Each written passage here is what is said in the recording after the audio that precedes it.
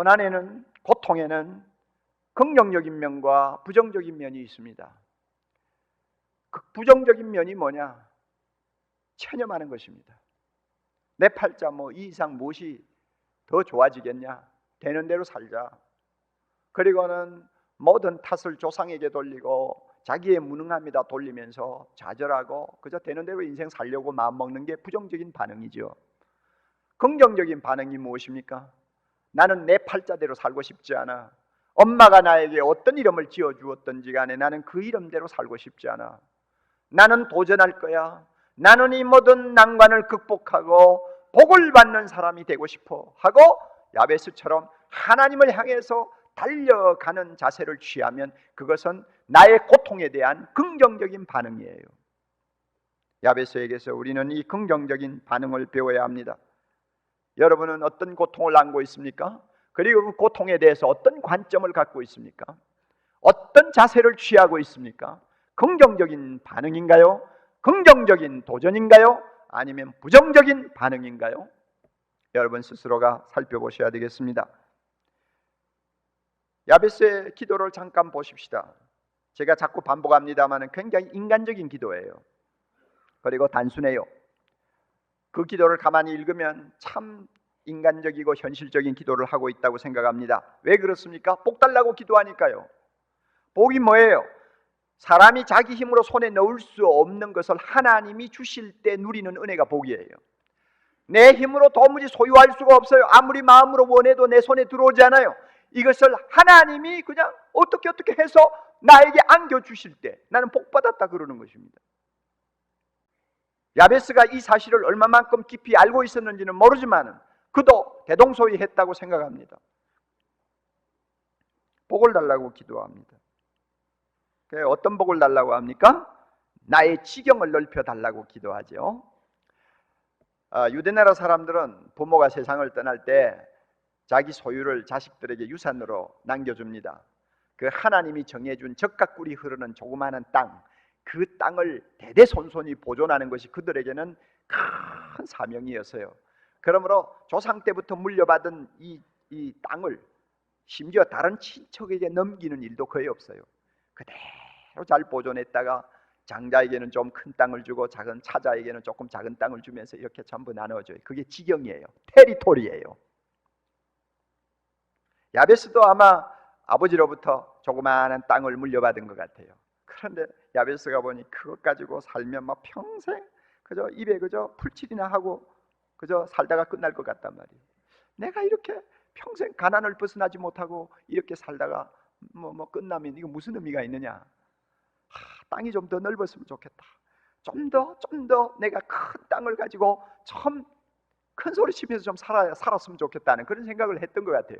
그래서 하나님이여 내 지경을 넓혀 주시옵소서. 요사의 말로 말하면은 주여 나에게 복을 주사 이 가난에서 벗어나게 하옵소서.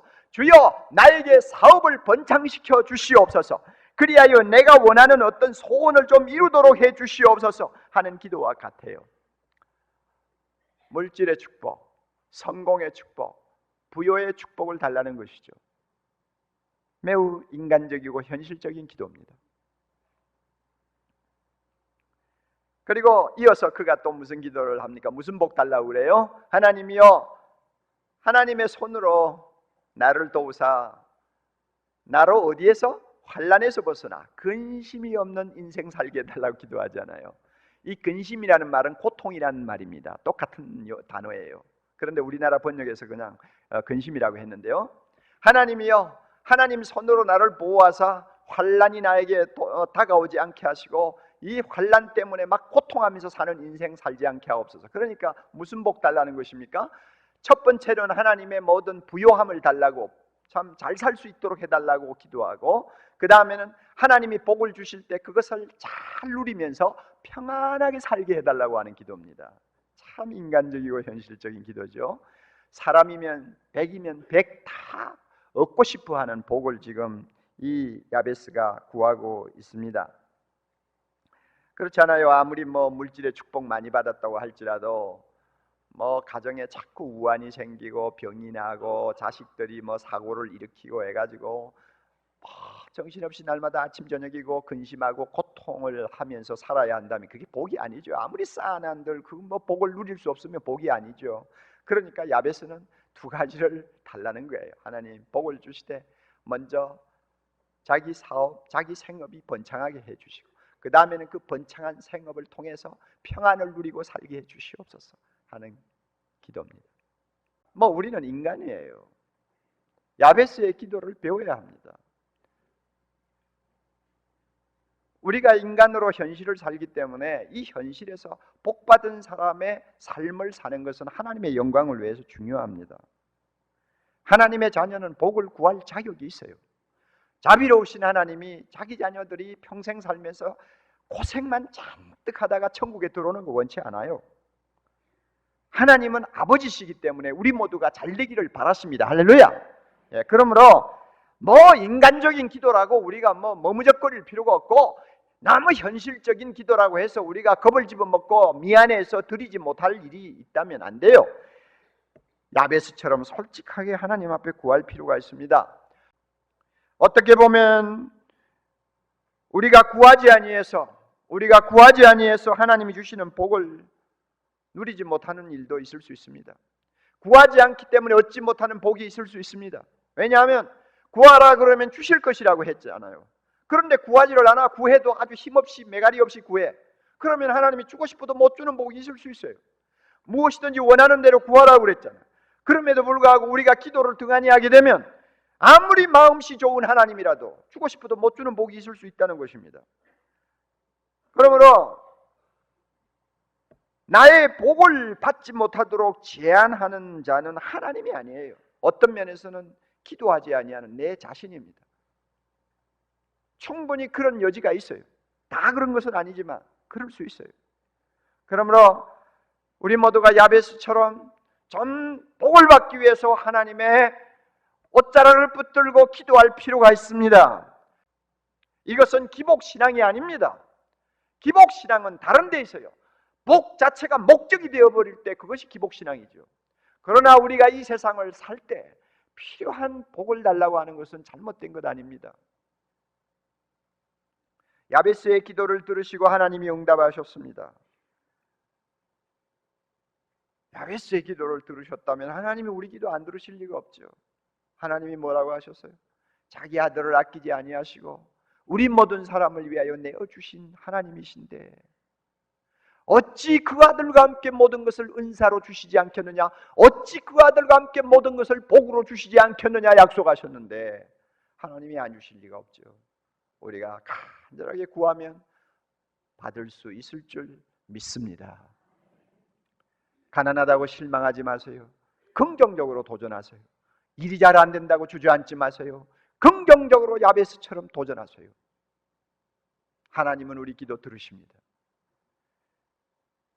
우리가 여기서 머물면 안 됩니다. 한 가지 더 깨달아야 될 진리가 있습니다.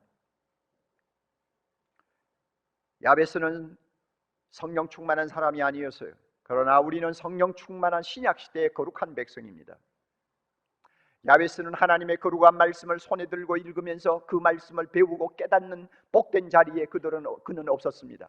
그는 예수 그리스도를 알지 못하던 아주 오래된 오래이전의 사람이었습니다.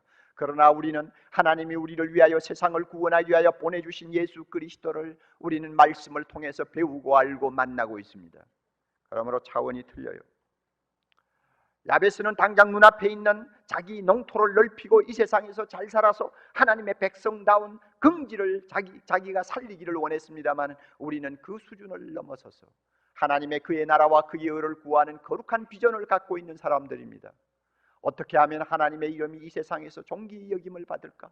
물이 바다를 덮음같이 하나님의 이름을 찬송하는 거룩한 백성들이 이 땅에 가득하기 위해서 우리가 어떻게 하면 될까 하는 너무나 고귀하고 영원한 비전을 가지고 사는 사람들입니다. 할렐루야! 우리는 야베스에 비해서 차원이 다른 사람들입니다. 그러므로 경우에 따라서는 주여 복을 주시옵소서, 돈을 주시옵소서, 성공하게 하옵소서, 건강하게 하옵소서, 내 자식 잘되게 해주옵소서 하는 인간적인 기도를 주님 앞에 하지 아니할 수가 없지만은 우리는 거기에서 머물면 안 돼요. 한 걸음 더 올라가야 돼요. 하나님, 하나님의 나라를 위해서 내가 누구보다도 더 많이 더 크게 헌신할 수 있는 사역의 장을 넓혀 주시옵소서. 주여, 내 지경을 넓혀 주시옵소서. 내가 주님을 위하여 일할 수 있는 내 지경을 넓혀 주시옵소서. 하나님의 나라를 위하여 내가 헌신할 수 있는 내 지경을 주여 넓혀 주시옵소서. 이런 기도가 없이 단지 야베스처럼 인간적인 기도만 하고 끝난다면 그 사람은 성령의 사람이라 말하기 어렵습니다. 그 사람은 하나님 나라의 비전을 가진 사람이라고 말할 수 없습니다. 하나님은 살아계십니다. 아멘. 복을 달라고 부르짖는 사람에게 하나님은 응답하십니다. 기도는 만능입니다. 하나님은 전능하시고 성실하시기 때문입니다. 기도는 만능입니다. 우리가 기도할 때 예수의 이름으로 구하기 때문입니다. 예수의 이름은 능력이 있습니다. 할렐루야. 하나님이 반드시 들으십니다. 사랑하는 형제자매 여러분, 기도합시다. 복을 구합시다. 원컨대 내게 복의 복을 더하시옵소서. 나의 지경을 넓혀 주시옵소서. 하나님이여, 하나님의 손으로 나를 도우사 나로 환난을 벗어나 근심이 없게 하옵소서. 고통이 없게 하옵소서. 그리고 우리는 거기에 한 단계 또 뛰어넘어서 주여, 내가 주님을 위하여 한평생 기쁘게 헌신할 수 있는 지경을 더 열어주시옵소서. 우리가 이렇게 기도합시다. 그러면 우리의 삶을 하나님께서 기적으로 채워주실 줄 믿습니다. 그 기적의 주인공이 누굽니까? 바로 우리들입니다. 바로 사랑하는 형제자매 여러분들입니다. 기적의 주인공이 되시기를 바랍니다. 생각이 변화되어야 되는 것입니다. 나는 못한다, 안 된다, 할 수 없다, 부정적인 생각을 가지면 못해요. 제가 여태까지 버틸 수 있은 것은 베드로전서 2장 24절 제가 채찍에 맞음으로 너희가 나음을 입었나니, 이 말씀 하나가 나의 생각을 붙잡아서 지금까지 버티어 주었습니다.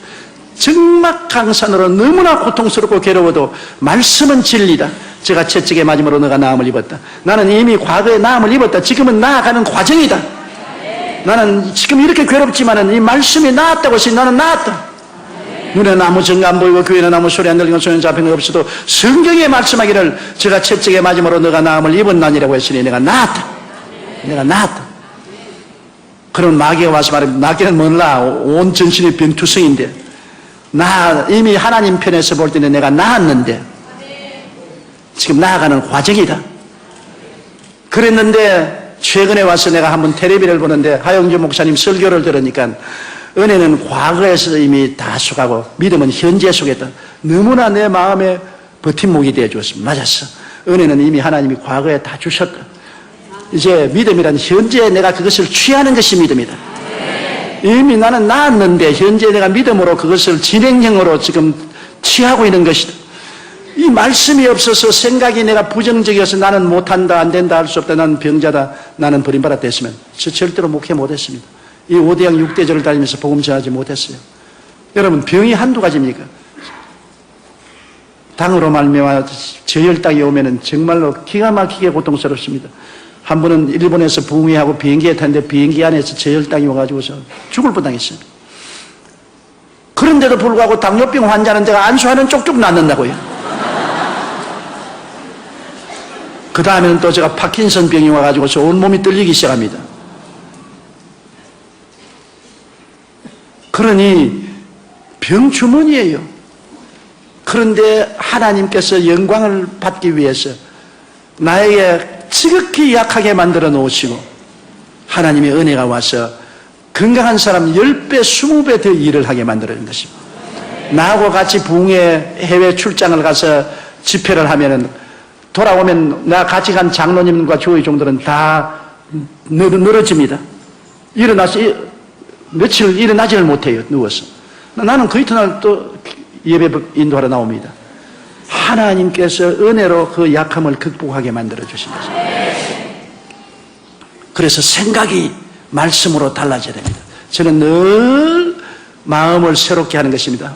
아침에 일어나면 두려워 말라, 내가 너와 함께함이라. 놀라지 말라, 나는 내 하나님이 됨이라.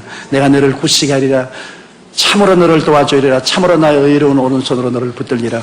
이사야 41장 10절을 언제나 외우고, 그 다음에는 시편 91편을 외웁니다. 하나님은 나의 피난처여, 나의 요새여, 나의 의리하는 하나님이니 제가 나를 제 사냥꾼의 오물에서 극한 연병에서 건지실 것입니다.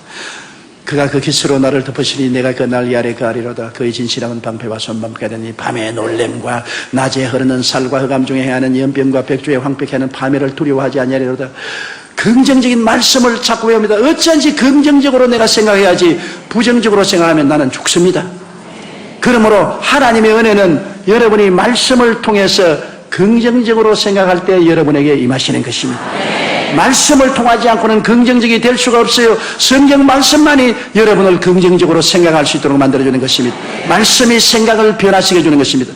둘째로 여러분 자화상을 올바르게 가져야 됩니다. 사람들마다 자기가 거울을 들여다보듯이 영적으로 자화상을 가지고 있는 것입니다. 자기가 어떠한 사람인 것을 늘 바라보고 있는 것입니다. 나는 못난 사람이다. 나는 힘없는 사람이다. 나는 패배자다. 실패자라고 자기를 보고 있는 사람은 절대로 성공하지 못합니다. 자화상이 강해야 되는 것입니다. 자화상이 그리스도 안에서 변화되어야 되는 것입니다.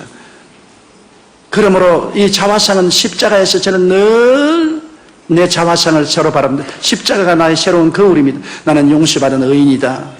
나는 그리스도를 통해서 거룩하고 성령 충만한 사람이다. 나는 예수 이름 가운데서 치료받은 사람이다. 나는 아브라함의 복은 받은 사람이다. 나는 부활 영생 천국인이 되었다. 나는 이런 사람이다. 나는 이런 사람이다.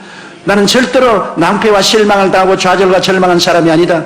나는 용서받은 의인이다. 나는 성령 충만한 사람이다. 채찍에 맞음으로 나은 사람이다. 나는 축복받은 사람이다. 부활 영생 천국을 얻은 사람이다. 이런 사람이다. 이런 사람이다. 내 자화상을 언제나 아름답게 성경 말씀대로 바라보고 하나님 나는 이런 사람이니 이런 사람에 합당한 은혜를 주십시오. 자화상을 늘 강화시키는 것입니다. 여러분 언제나 하나님이 사용한 사람은 자화상이 뚜렷한 사람을 사용한 것입니다. 그 다음에는 믿음인 것입니다. 믿음이라는 것은 제가 여러분께 말씀드렸지만은 믿을 만한 기분이 생겨서 믿는 것이 아닙니다. 뭐 불이 왔다 갔다 하고 마음이 뜨거워지고 몸이 진동하고 해서 믿음이 생긴다. 저는 믿음은 선택입니다. 극한 상황에서 절망을 택하지 않고 믿음을 택하는 것이 믿음인 것입니다. 믿음이란 여러분에게 주어지는 오장육부 사지백체와 같습니다. 예수 믿을 때 믿음을 주셨어요. 믿음은 선택인 것입니다. 베드로가 물 위를 걸어갈 때 주님이 오락해서 걸어갈 때 그가 파도와 바람을 보고 빠졌습니다.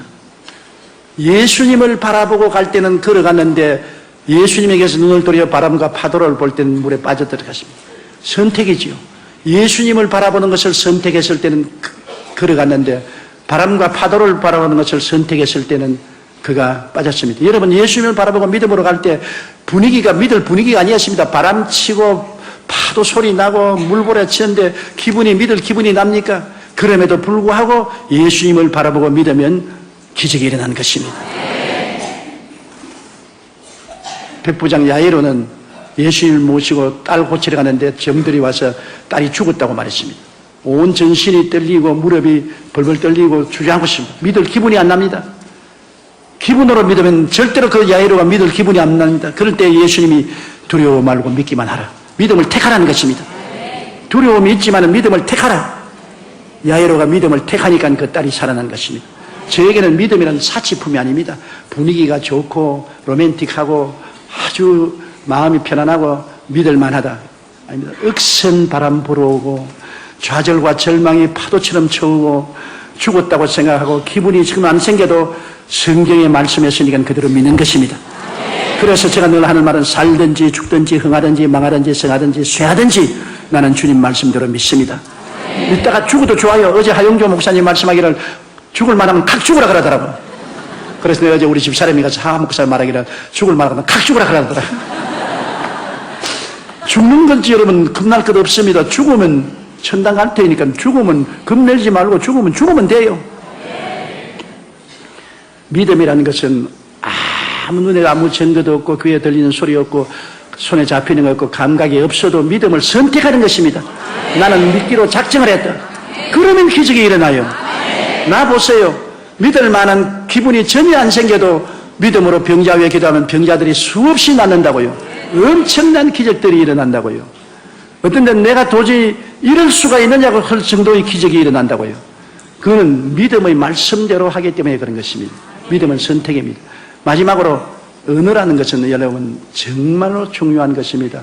내 입의 말로 내가 묶였으면 내 입의 말로 내가 사로잡힌 바 되었다고. 내가 부정적으로 말하면 부정적인 세력이 나를 묶습니다. 내가 부산에 잘하는 이제 천국 가셨지만 김성근 장로님이라고 뇌신경학계의 세계적인 권위자입니다. 미국 존 소프스킨스 대학교 교수로 있었는데 그분이 하루 나에게 아침 식사를 하면서 이런 말을 해요. 조 목사님 내 목회에 도움되는 말을 좀 해주겠다고. 뭐이건 내가 뇌 수술을 해보면은 어느 중추신경에 손을 딱 대면 모든 몸의 신경이 다 반응을 한다. 어느 중추신경이 모든 다른 신경을 지도한다. 그러므로 사람들을 변화시키려고 하는 말을 변화시키면 모든 행동이 따라옵니다. 어느 중추신경이 다른 신경을 지배합니다. 그래 내가 끌끌끌 웃었어요. 아니 목사님 왜 웃습니까? 김 박사님이 내게 말씀하기 전에 난 옛날부터 알아요. 어떻게 합니까? 야고보서에 혀는 적은 것이나 온몸을 의거한다고 말했어요. 야고보서에 벌써 지금 2000년 전에 혀를 의거하면 온몸을 의거한다고 그랬어요. 어느 중추신경이 온몸을 지배한다고. 그와 같이 내가 못한다면 온몸이 다 못해요. 내가 할 수 없다면 온 신경 전체가 다 할 수 없다고 생각해요. 죽는다고 생각하면 온몸이 다 이제 죽으라고 명령이 내려왔으니 죽자 그럽니다. 언어가 여러분의 현재를 만들고 미래를 만드는 것입니다. 그러므로 언제나 긍정적인 말을 해야 돼요. 내가 땅에서 매면 하늘에서 매일 것이요 땅에서 풀면 하늘에서 풀립니다. 죽고 사는 권세가 혀에 있으니 혀를 사용하게 좋아하는 그 열매를 먹으리라고 말한 것입니다. 그렇기 때문에 우리가 항상 하나님 말씀으로 교육하고 말씀으로 말을 해야 되는 것입니다. 성경 말씀으로 새 말을 해야 되는 것입니다. New language, 새로운 말을 해야 되는 것입니다. 그러므로 여러분께서 언제나 성경 말씀에 기록한 대로 나는 용서받은 의인입니다. 나는 성령이 같이 계십니다. 제가 채찍에 맞음으로 내가 나음을 입었습니다. 나는 아브라함의 복을 받았습니다. 나는 부활 영생 천국을 얻은 사람입니다. 나는 영혼이 잘되고 범사에 잘되며 강건하고 생명을 얻되 풍성히 얻은 사람입니다. 나는 택하신 족속이요 왕같은 제사장이요 거룩한 나라요 거의 소유된 백성이 되었습니다.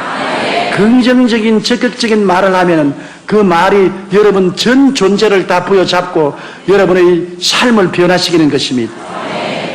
지킬 만한 것보다 내 마음을 지켜라. 생명의 근원이 이에서 난다고. 마음에 일어난 것이 환경에 일어나는 것입니다. 우연히 환경에 일어나는 것이 아닙니다. 마음에 일어난 것이 환경에 일어나는데 마음을 어떻게 다스립니까? 생각을 통해서, 꿈을 통해서, 믿음을 통해서, 입술의 고백을 통해서 내 마음을 다스립니다. 마음을 컨트롤을 하면 환경이 컨트롤되는 것입니다. 마음을 내버려 놓고 환경만 자꾸 다스리려면 안 되는 것입니다. 생명의 근원은 마음에서 나오고 사망의 근원도 마음에서 나오는 것입니다. 그러므로 우리가 예수 그리스도의 십자가 대속의 은혜를 깊이 마음속에 받아들이고 그를 생각하고 그것을 우리가 꿈꾸고 그것을 믿고 그것을 말하고 나가면 십자가의 열매가 우리 생활 속에 맺어지게 되는 것입니다. 성병 복구 후에 이스라엘 백성들은 얼마나 지치고 지쳤겠습니까? 잔치라도 버려서 위로해 줘야 되는데 이 사람들은 부흥의 본질을 알았기 때문에 자기 집에 돌아가서 가족들과 밥을 먹고 이렇게 회포를 푸는 것이 아니라 말씀을 듣기 위해서 광장에 모여서 하나님의 말씀을 들었던 것이죠. 부흥이란 무엇입니까? 말씀의 목마름이에요. 말씀의 갈증이에요. 건물이 있고 성벽이 있다고 부흥이 일어나지 않습니다. 그것은 박물관이 되는 거죠. 역사의 유물이 되는 거죠. 진정한 부흥은 우리 마음속에 말씀이 살아있는 거예요. 움직이는 거예요. 하나님의 생명의 말씀은 한 번도 변하지 않는 게 없어요. 매 어린아이가 태어나면 죽을 때까지 변하는 거예요. 마찬가지예요. 말씀은 우리 안에서 여러 가지 변화를 일으킵니다. 찬송가 200장에 보면 달고 오묘한 그 말씀 생명의 말씀이 이 찬송가 아시죠? 달고 오명한 그 말씀, 귀한 주님의 말씀은 내 노래가 되도다. 널리 퍼지는 생명의 말씀은 우리 마음의 평화와 용서를 주신다. 자, 느헤미야 13장에서부터 15장까지를 읽겠습니다. 시작. 그 이튿날 온 백성들이 족장들과 제사장들과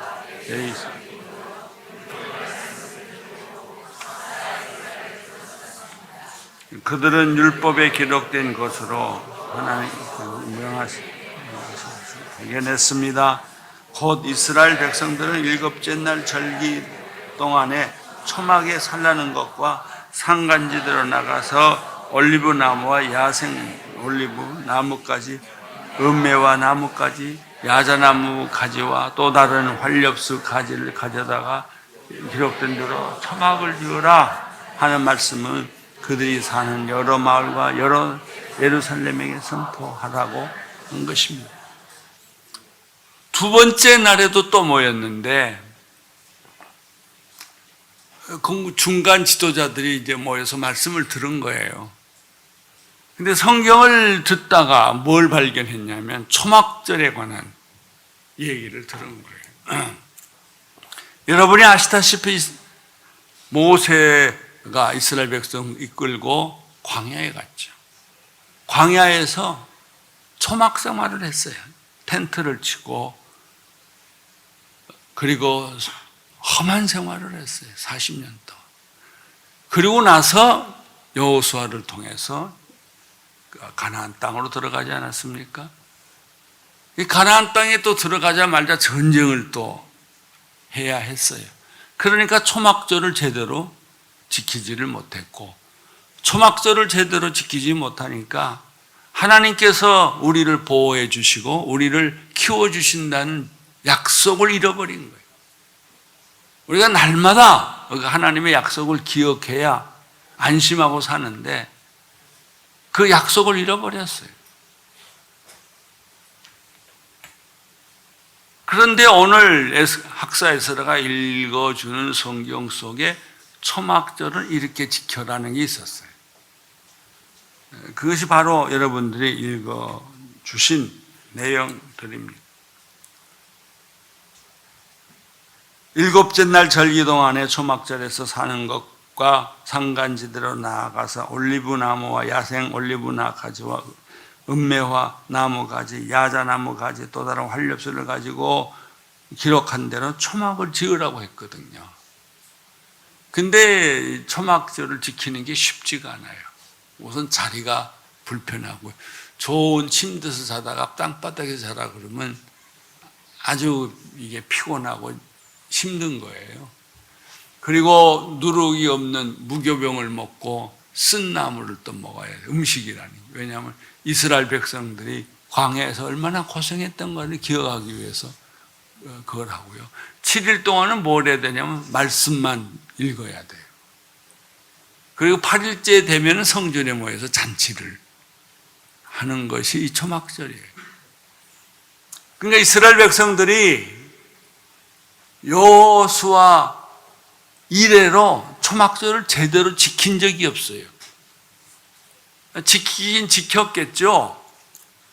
적당히 일주일 동안 지키라고 그러면 하루에 한 1시간 정도 가 있다 나오고, 그저 무교병과 쓴나물 먹으라고 그러면은 형식적으로 먹고 또 집에 가서 맛있는 거 먹고 뭐 그랬겠죠.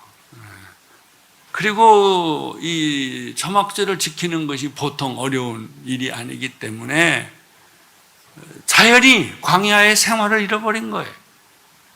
우리들이 옛날 고생하던 일을 다 잊어버리고 살잖아요.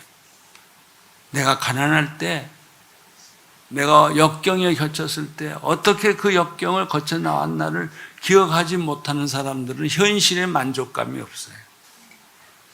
현실에 만족감이 없고 원망과 불평이 많아요. 교회에서도 보면은요, 원망과 불평이 많고 부정적인 생각을 하고 꼬치꼬치 캐고 이런 사람들은 다 과거에 상처가 많은 사람들이에요. 이스라엘 백성들이 그랬어요.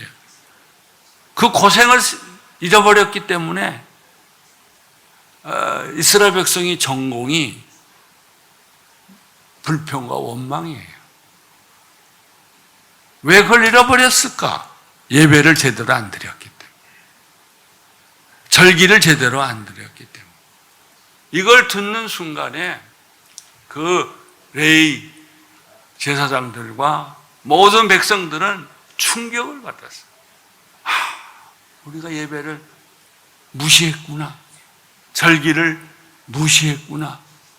그것은 결국 하나님의 말씀을 무시한 거다.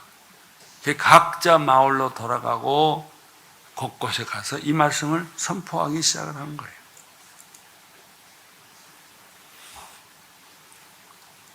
오늘 이 첫 번째 부분은 부흥은 말씀의 회복과 부흥이다 얘기를 했죠. 두 번째 메시지는 진짜 부흥은, 진짜 회복은, 영적인 회복은 전통적인 신앙을 버려야 되는 거예요. 이 전통적인 신앙에 묶여 있으면 새로 나오는 게 없어요. 왜? 전통을 따라가면 되니까.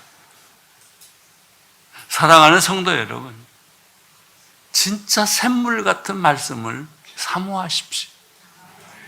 사모하면 그 말씀을 주는 목사님을 만나게 돼요. 여러분, 영적으로 눈을 뜨시기를 바랍니다.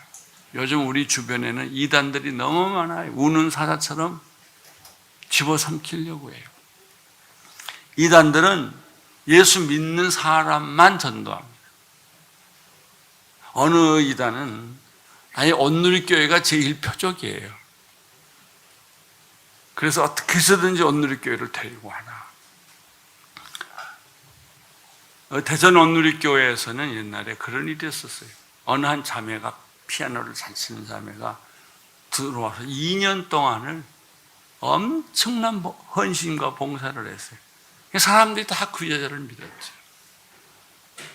그런데 어느 날 그 본부의 문서를 우리가 보게 됐어요. 거기에 이 여자의 이름이 있는 거예요. 그럼 이 여자는 온누리교회로 파송된 거예요. 그래가지고 사람 하나씩 빼가는 거예요. 이게 오늘 우리 현실이에요. 여러분, 참 말씀을 사모하십시오. 그리고 교회 전통과 형식에 매이지 마시고 진짜 하나님이 기뻐하시고 원하는 예배를 드리십시오. 그리고 주님의 말씀처럼 땅끝까지 이르러 복음을 전하는 일을, 목숨을 거십시오. 이것이 부흥이고 이것이 개혁입니다.